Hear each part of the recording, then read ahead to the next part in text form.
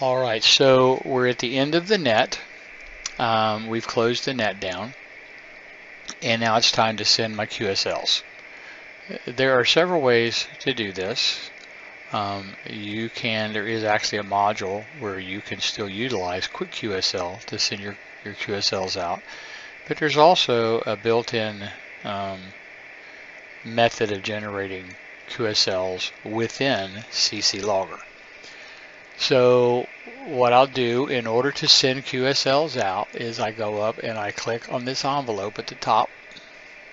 Conversely, I can click on QSL and do create and send email QSLs, but I just find it easier to click on the envelope. And that's going to bring up a screen. There are two types of contacts. There are contacts not sent, and there are direct contacts. A contact not sent is someone who is utilizing the Century Club Bureau, and they're typically noted as GIB or Good in Bureau. I don't think I have any in this section. I did not. So if I did, it would have populated some here. I would have done select template. That pops up on another screen, but you can see it here, and I would have selected not sent contacts.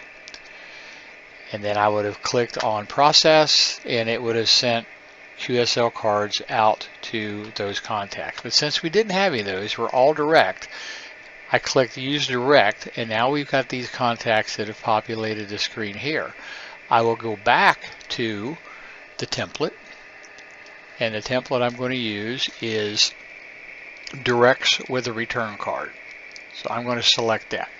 And what that means is you can assume that some new people who are called directs may not have had the time to get QSL cards put together, and or they may not understand how to use Quick QSL or ccLogger to send out digital QSLs.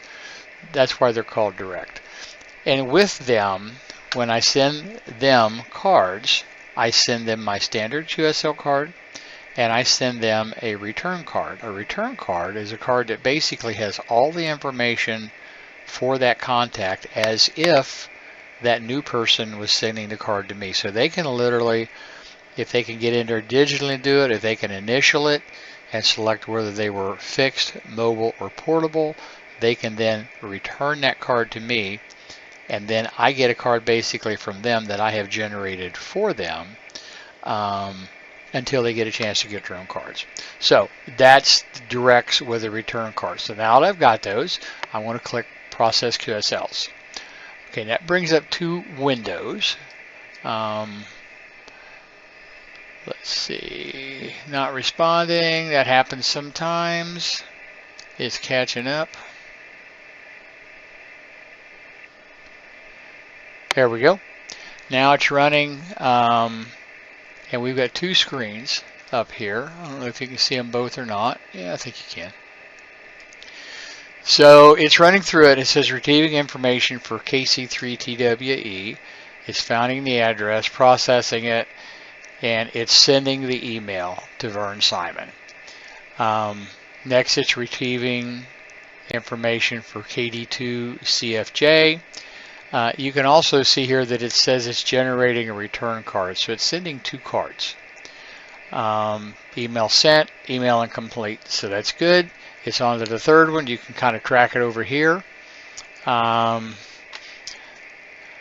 wondering if one of these maybe does not have an email address on QRZ. That would actually be a good thing. Generating return, sending email. Yep. Their website, QRZ website popped up, so they're good. Retrieving information for November 4 Tango Oscar Foxtrot. Email not found. Email incomplete.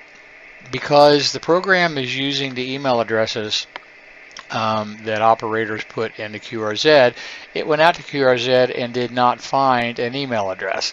But for the last one, W9DWE, it did find an email address and sent it. So here's what this looks like. So I can click OK.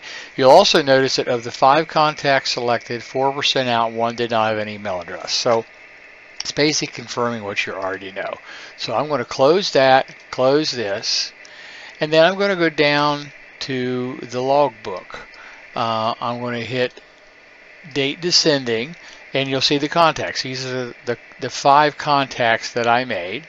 And you'll note that November 4 Tango Oscar Fox, if you go to the sent column, you'll see a DN. That means it was a direct with no email. All the other columns were filled in with an X, meaning that that contact was sent.